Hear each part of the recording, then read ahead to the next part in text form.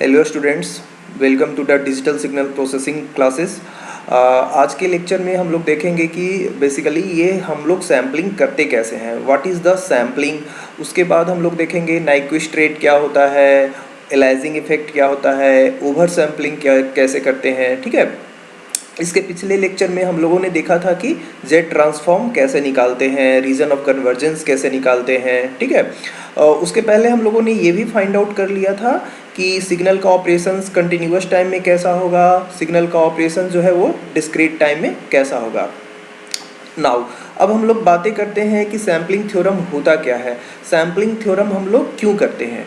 तो suppose that अगर बात की जाए कि सैम्पलिंग हम लोग क्यों करते हैं, तो अगर किसी भी डेटा का प्रोसेसिंग कराना है आपको कंटिन्यूअस टाइम में और डिस्क्रीट टाइम में, तो जनरली ये देखा गया है कि अगर हम लोग डिस्क्रीट टाइम में डेटा का प्रोसेसिंग कराते हैं तो वो ईजिली क्या होता है, रिट्रीवल होता है। कहने का मतलब है कि अगर आप कोई सिग्नल को ट्रांसमिट करते हैं और उसको आप वापस पाते हैं तो डिस्क्रीट टाइम सिग्नल में प्रोसेसिंग का डेटा जो है ईजिली अवेलेबल होता है with respect to the continuous time. दूसरी बात यह है कि अगर आप कंटिन्यूअस टाइम में डेटा को रिट्रीव करते हैं तो वो क्या होता है, हमारा उतना बेनिफिशियल नहीं होता है जितना कि हम लोग डिस्क्रीट टाइम में करते हैं। तो सपोज दैट अगर आप डिस्क्रीट टाइम में डेटा का प्रोसेसिंग करते हैं तो इसके लिए सबसे पहले हमें डेटा को क्या करना होगा, डिस्क्रीट टाइम में कन्वर्ट करना होगा। तो डिस्क्रीट टाइम में जब आप कन्वर्ट करेंगे तो इसके लिए हमें क्या लगाना होगा, सैम्पलिंग थ्योरम का यूज़ करना होगा। तो basically one of the main factor है सैम्पलिंग थ्योरम का कि किसी भी कंटिन्यूअस सिग्नल को हम लोग उसको किस में कन्वर्ट करें, डिस्क्रीट सिग्नल में कन्वर्ट करें।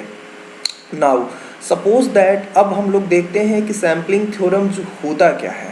अगर सैम्पलिंग थ्योरम की बात की जाए तो अगर सपोज दैट कोई सिग्नल है जिसकी की फ्रीक्वेंसी है f, अगर उस सिग्नल का हमें सैम्पलिंग करना है तो सैम्पलिंग करने के लिए जो सैम्पलिंग फ्रीक्वेंसी होनी चाहिए वो उसके ट्वाइस होना चाहिए। जैसे सपोज दैट मान लिया हमारा कोई ओरिजिनल सिग्नल 10 किलो हर्ट्ज़ का है, ठीक है, और अगर 10 किलो हर्ट्ज़ का है और इसका हमें सैम्पलिंग करना है तो डबल होना चाहिए एटलीस्ट, मतलब कि 10 किलो हर्ट्ज़ का डबल कितना हो जाएगा, 20 किलो हर्ट्ज़ हो जाएगा। ठीक है, उससे ज़्यादा भी हो सकता है, अगर उससे कम होगा तो ये अंडर सैम्पलिंग का केस होगा। ठीक है, और जस्ट अगर इक्वल होता है तो वो केस हो जाता है हमारा नाइक्विस्ट इंटरवल। इस लेक्चर में हम लोग देखेंगे कि नाइक्विस्ट इंटरवल क्या है ना, ओवर सैम्पलिंग क्या है, अंडर सैम्पलिंग क्या है। तो बेसिकली सैम्पलिंग थ्योरम का जो डेफिनेशन होता है कि अगर किसी भी सिग्नल को हम लोग सैम्पल्ड करते हैं तो उसको वापस रिट्रीव करने के लिए उसकी ओरिजिनल फ्रीक्वेंसी की एटलीस्ट ट्वाइस होना चाहिए। अगर 5 किलो हर्ट्ज़ है तो उसका डबल हो जाएगा 10 किलो हर्ट्ज़, 11 किलो हर्ट्ज़ भी सैम्पलिंग फ्रीक्वेंसी कहलाएगा, 12 किलो हर्ट्ज़ भी सैम्पलिंग फ्रीक्वेंसी कहलाएगा, बट एटलीस्ट उसको क्या होना चाहिए, ओरिजिनल सिग्नल का डबल होना चाहिए। That is known as the sampling frequency. Now अगर सैम्पलिंग की बात करते हैं तो ये होना चाहिए, सपोज दैट मान लिया जाए सैम्पलिंग फ्रीक्वेंसी जो है अगर हम एफ ऑफ एस से डिनोट करते हैं तो F of S should be equal to क्या होना चाहिए, ट्वाइस ऑफ एफ एम होना चाहिए, जहाँ पे एफ एस जो है वो सैम्पलिंग फ्रीक्वेंसी कहलाएगा। This is the sampling frequency. ये क्या कहलाएगा, मैक्सिमम मॉड्यूलेटिंग फ्रीक्वेंसी इसको बोलते हैं, मैक्सिमम मॉड्यूलेटिंग फ्रीक्वेंसी। एफएम जो होगा वो मैक्सिमम मॉड्यूलेटिंग फ्रीक्वेंसी या मैक्सिमम फ्रीक्वेंसी कह सकते हैं आप, किसका कहेंगे, जिसका हमें सैम्पलिंग करना है। ठीक है ना, तो एफएम जो हो गया मैक्सिमम फ्रीक्वेंसी हो गया। अगर सपोज दैट हमारा फ्रीक्वेंसी कंपोनेंट मान लिया जाए ये है 10 कॉस, मान लो ये यहाँ पे है ओमेगा टी है या 2 पाई ओमेगा टी है या जो भी है, ठीक है, 10 कॉस, मान लीजिए 10 कॉस ओमेगा टी है ना, ओमेगा का वैल्यू यहाँ पे मान लिया दिया हुआ है 10 कॉस 500 पाई टी। तो ये ओमेगा क्या हो गया, ओमेगा एस कितना हो गया, यहाँ पे ओमेगा एस हो गया आपका 500 पाई। ठीक है, तो यानी कि इसका सॉरी ओमेगा एम है, ये ओमेगा एम कितना हो गया, 500 पाई हो गया। तो ओमेगा एस क्या होना चाहिए, ये होना चाहिए आपका एटलीस्ट डबल होना चाहिए, यानी एटलीस्ट 1000 पाई होना चाहिए। तो कहने का मतलब है कि जो सैम्पलिंग फ्रीक्वेंसी होगा F S greater than equal to क्या होना चाहिए, एफ एम होना चाहिए। तो ये हमारा कहलाएगा सैम्पलिंग फ्रीक्वेंसी। अगर इसी को ओमेगा में कन्वर्ट करेंगे तो ये क्या कहलाएगा, omega S should be greater than equal to twice of omega M. F S should be equal to, यहाँ 2 होगा, ठीक है ना, this is equal to the sampling frequency. अगर ओमेगा की बात करते हैं तो 2 पाई होता है multiply. Now suppose that move forward, अगर अब बात करते हैं कि what is the proof of the sampling theorem, इसको प्रूफ कैसे करते हैं सैम्पलिंग थ्योरम को, तो नाउ सपोज दैट अब इसकी प्रूफ की बात करते हैं। मैं इसको प्रूफ जो है थ्योरेटिकली और ग्राफिकली इसको प्रूफ करने वाला हूँ कि अगर प्रूफ की बात करते हैं, सपोज दैट मान लीजिए यहाँ पे एक सिग्नल है x of t, suppose that this is the x of t जिसका कि हमें सैम्पलिंग करना है। ये सपोज दैट आ रहा है आपका यहाँ पे, इसको हम लोगों ने दिया है एक इम्पल्स ट्रेन के साथ, that is the p of t मान लीजिए, ठीक है, और ये बनाया हमारा y ऑफ n सिग्नल, ठीक है। ये हमारा क्या हो गया, डिस्क्रीट टाइम सिग्नल हो गया। y ऑफ n क्या हो गया हमारा, discrete time signal, this is the discrete time signal, ठीक है। x ऑफ t जिसका कि हमें बनाना है, और p ऑफ t मान लो पीरियोडिक सिग्नल है, ठीक है। p ऑफ t जो है पीरियोडिक सिग्नल है इम्पल्स के फॉर्म में, आप इसको लिख सकते हैं p ऑफ t जो है वो पीरियोडिक सिग्नल है। Suppose that p of t is the periodic signal which we have to multiply with the signal x of t।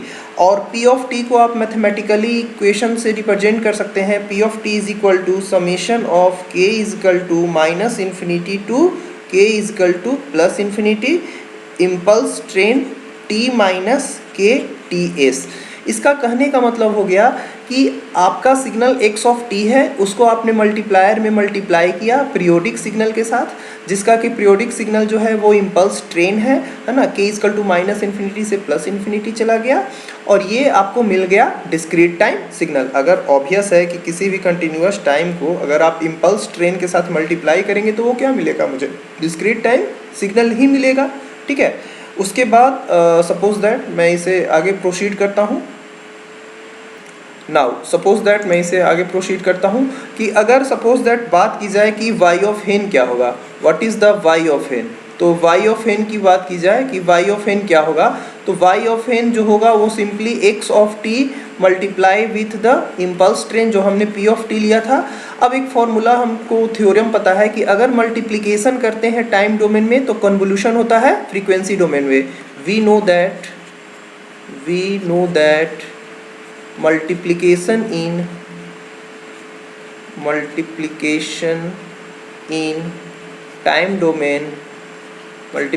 in time domain gives convolution in frequency domain। ये concept हम लोग को पता है, ठीक है। अगर हम लोग टाइम डोमेन में मल्टीप्लाई करते हैं तो हमें कन्वोल्यूशन मिलता है फ्रीक्वेंसी डोमेन में। तो यहाँ देखिए ये टाइम डोमेन में मल्टीप्लिकेशन है हमारा, तो हमें मिलेगा y ऑफ n का क्या मिलेगा, y of omega is equal to x of t into P T है। इसको हम लोग करते हैं तो 1/2 पाई, और कन्वोल्यूशन का साइन लगाएंगे हम लोग x ऑफ ओमेगा, चूँकि x ऑफ t का अगर फुरियर ट्रांसफॉर्म लेंगे तो ये x ऑफ ओमेगा होगा, और उसका कन्वोल्यूशन का साइन इस तरह से होता है, और कैपिटल P ऑफ ओमेगा होगा, ठीक है। चूँकि y ऑफ n का y ऑफ ओमेगा हो गया, और ये फॉर्मूला के अनुसार 1/2 पाई हो गया, x ऑफ t का x ऑफ ओमेगा, और p ऑफ t का p ऑफ ओमेगा हो गया। अब नाउ सपोज दैट अब हम लोग p ऑफ t की बात करते हैं। चूँकि हमारा जो p ऑफ t था, what is the p of t हमारा, ये था हमारा k equal to minus infinity से k equal to infinity delta of t minus K T S. ये हमारा इम्पल्स ट्रेन था, एक तरह से ये कह सकते हैं पीरियोडिक सिग्नल है जिसको कि हम लोग इम्पल्स ट्रेन भी कहते हैं। ये हमारा इम्पल्स ट्रेन है। इम्पल्स ट्रेन में बार बार इसीलिए कह रहा हूँ कि चूँकि ये सारे क्या है, इम्पल्स के फॉर्म में है, ये सारे क्या है, इम्पल्स के फॉर्म में है, इसीलिए उसे मैं इम्पल्स ट्रेन भी कह रहा हूँ या पीरियोडिक सिग्नल भी कह रहा हूँ, ठीक है। अब उसके बाद हम लोग क्या करते हैं कि इसका हम लोग फूरियर ट्रांसफॉर्म लेते हैं। अगर हम लोग फूरियर ट्रांसफॉर्म लेंगे तो क्या होगा, सपोज दैट मैं एक बात करता हूँ, ठीक है। नाउ अब मैं क्या करूँगा कि पीरियोडिक सिग्नल का फूरियर ट्रांसफॉर्म लूँगा, इसका फूरियर ट्रांसफॉर्म लूँगा।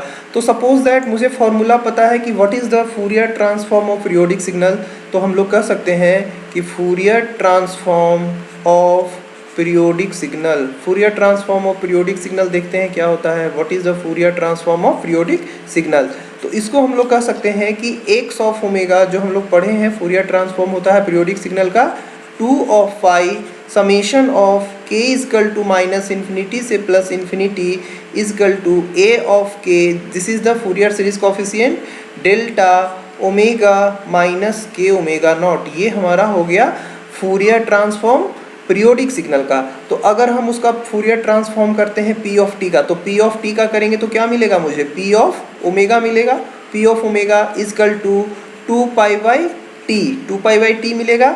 उसके बाद summation k equal to minus infinity से प्लस इन्फिनिटी, ठीक है। उसके बाद मुझे क्या मिलेगा 1 बाई टी, है ना, 1 by T into delta of omega minus k omega S, यही मुझे मिलने वाला है। ओके, तो ये हमारा हो गया। अब यहाँ पे 1 बाई टी क्या हो गया, ये हमारा फूरियर सीरीज कॉफिशिएंट हो गया, ठीक है। जहाँ की हम लोग कह सकते हैं ए के बराबर 1 बाई टी फॉर ऑल के। तो अब हम लोग कह सकते हैं कि P of omega is equal to 2 pi. अब ये क्या हो गया यहाँ पे क्या है कि ये T नहीं आएगा, ये बाई मिस्टेक आ गया है, ठीक है। तो यहाँ पे P ऑफ ओमेगा 2 पाई, ये T यहाँ आ गया 2 pi by t summation K equal to minus infinity से plus infinity delta into omega minus k omega s. ये हमारा हो गया अभी तक का फूरियर ट्रांसफॉर्म पीरियोडिक सिग्नल का, ठीक है। अब उसको क्या करते हैं, इस सिग्नल को हम लोग मल्टीप्लाई करेंगे उसके साथ जो y ऑफ ओमेगा है। तो नाउ उसके बाद हम लोग प्रोसीड करते हैं। Suppose that now proceed further. Suppose that हम लोग को पता है y ऑफ ओमेगा जो होता है वो होता है 1/2 पाई, जो एक्चुअल फार्मूला हम लोग लिखे हैं 1/2 पाई एक्स ऑफ ओमेगा, उसको हम लोग किसके साथ करना है, कॉन्वॉल्व, जो अभी आया था 2 pi by T into summation of के इजकल टू माइनस इन्फिनिटी से प्लस इन्फिनिटी इंटू ये हो गया आपका delta omega minus k omega of S, ये आपका हो गया। उसके बाद क्या हो गया, y of omega is equal to 1/2 pi into, आप इसको बाहर निकाल सकते हैं, ठीक है।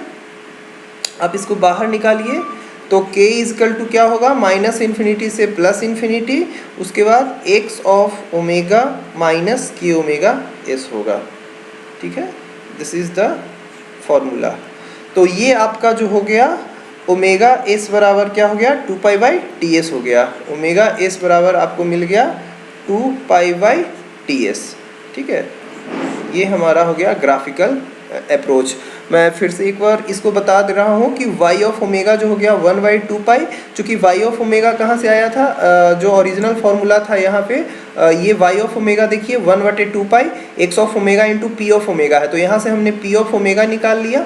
p ऑफ ओमेगा जो था ये निकल के आया 2 pi by t minus infinity से infinity delta of omega minus k omega x. उसके बाद हमें ओमेगा एस निकल के आ गया 2 pi by T S. This is the theoretical approach of the sampling theorem. Now moves on the graphical representation. What is the graphical representation? अभी हम लोग देखते हैं graphical representation कैसे करते हैं। Suppose that यहाँ बात करता हूँ graphical representation की। graphical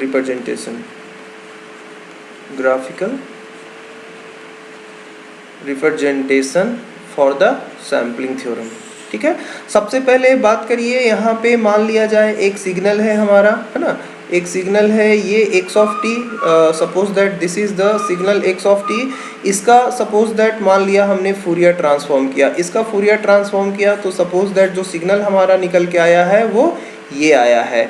मान लिया जाए कि कोई भी arbitrary signal x of T है, इसका हमने फूरियर ट्रांसफॉर्म किया तो वो इस शेप में आया है माइनस ओमेगा एम, और ये हो गया ओमेगा एम, ठीक है। सपोज दैट ये हमारा क्या हो गया x ऑफ ओमेगा हो गया, ये x ऑफ टी था तो x ऑफ ओमेगा हो गया। इसको फिर हमने क्या किया, इम्पल्स ट्रेन के साथ मल्टीप्लाई किया। मान लो ये इम्पल्स ट्रेन है जो अभी हम लोगों ने किया था p ऑफ टी। मान लीजिए ये इम्पल्स एक यहाँ पे आया, एक इम्पल्स यहाँ पे आया, एक इम्पल्स यहाँ पे आया, and up to so on. तो this is the impulse train. उसी तरह से निगेटिव पे है, इस साइड भी है और इस साइड भी है। मान लीजिए ये 0 है, 1 है, 2 है, 3 है, 4 है, -1 है, -2 है, -3 है। अब इसको क्या कह सकते हैं, पी ऑफ टी को हम लोग कह सकते हैं डेल टी एस, है ना। टी एस सैम्पलिंग टाइम है, मतलब 1 TS, 2 TS, 3 TS, 4 TS up to so on. अब अगर इसका फूरियर ट्रांसफॉर्म निकाला जाए, जैसा कि अभी हम लोगों ने थ्योरेटिकल रिप्रेजेंटेशन में निकाला था, अगर इसका फूरियर ट्रांसफॉर्म निकाला जाए तो ये किस में कन्वर्ट हो जाएगा, टाइम कन्वर्ट हो जाएगा ओमेगा एस में। मान लो ये 1 TS था, ये 2 TS था, ये 3 TS था and up to so on.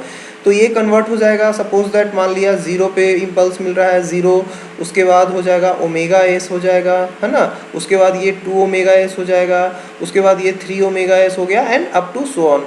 इसी तरह से यहाँ पे हो जाएगा माइनस ओमेगा एस, है ना। यहाँ पे हो जाएगा -2 ओमेगा एस, ठीक है। तो अप टू सो ऑन। अब इसको मैंने क्या किया कि मान लिया इसका नाम दे दिया फर्स्ट, इसका नाम दे दो 2, इसका नाम दे दो 3, है ना, इसका नाम दे दो 4।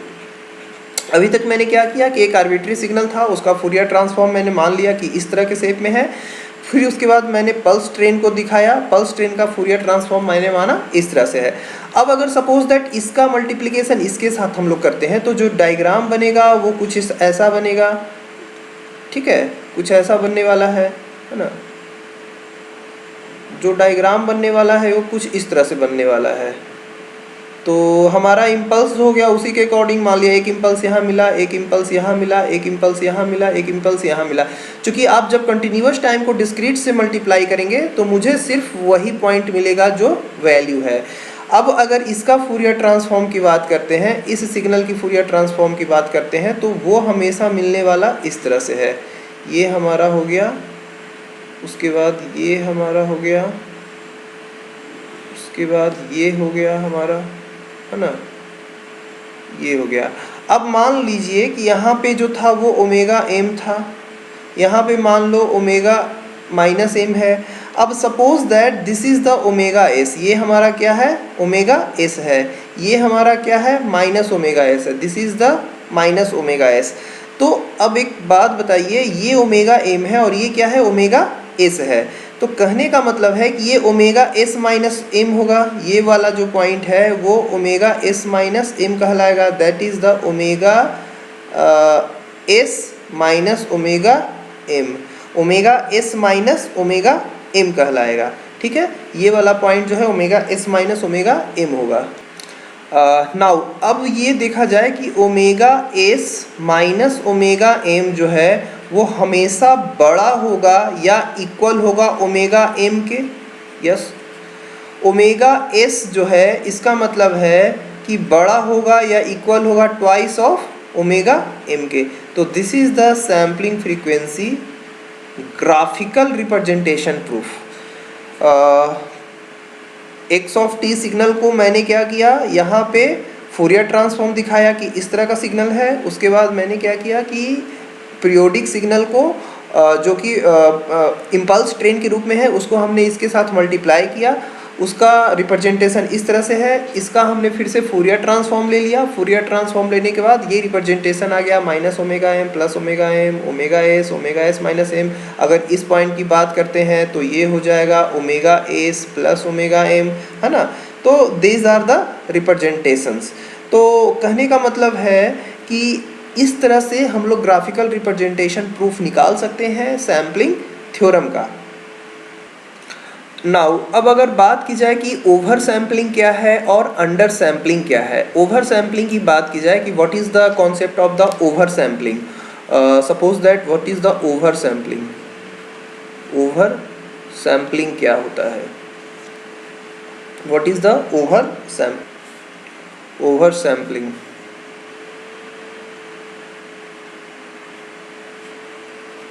This is the over sampling.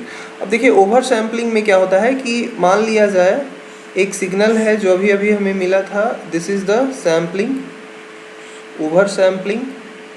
अगर सपोज दैट ये हमारा सैम्पलिंग है तो ये जो पाथ है इनका ये यूज़ नहीं हुआ, this is the not using the transmission path, ये ट्रांसमिशन पाथ को यूज़ नहीं हुआ, तो ये हो गया ओवर सैम्पलिंग। अंडर सैम्पलिंग का केस क्या होता है कि अगर आपने एक सैम्पल्ड के ऊपर दूसरा सैम्पल्ड सिग्नल आ गया, that is the under sampling, ये हमारा केस कहला गया अंडर सैम्पलिंग। ये जो आप देख रहे हैं यहाँ पे इंफॉर्मेशन क्या होगा, लॉस होगा, तो ये हमारा कहलाएगा अंडर सैम्पलिंग। और इसी को हम लोग एलाइजिंग इफेक्ट भी बोलते हैं। This is the under sampling and this is the case of the over sampling. जैसे सपोज दैट फ्रीक्वेंसी है 5 किलो हर्ट्ज़, 5 किलो हर्ट्ज़ है, तो जो सैम्पलिंग फ्रीक्वेंसी होगा वो या तो 10 किलो होगा या 10 किलो हर्ट्ज़ से 10 किलो हर्ट्ज़ से 10 किलो हर्ट्ज़ होगा या 10 किलो हर्ट्ज़ से ज़्यादा होगा। लेकिन जैसे ही आप अगर FS 100 किलो हर्ट्ज़ लेते हैं तो ये वेस्टेज ऑफ हमारा बैंडविड्थ हो गया। तो यहाँ पे जो हमारा 10 किलो हर्ट्ज़ पे काम चल रहा था वो आप 100 किलो हर्ट्ज़ दे रहे हैं, तो यहाँ पे क्या हो गया, ओवर सैम्पलिंग का केस हो गया।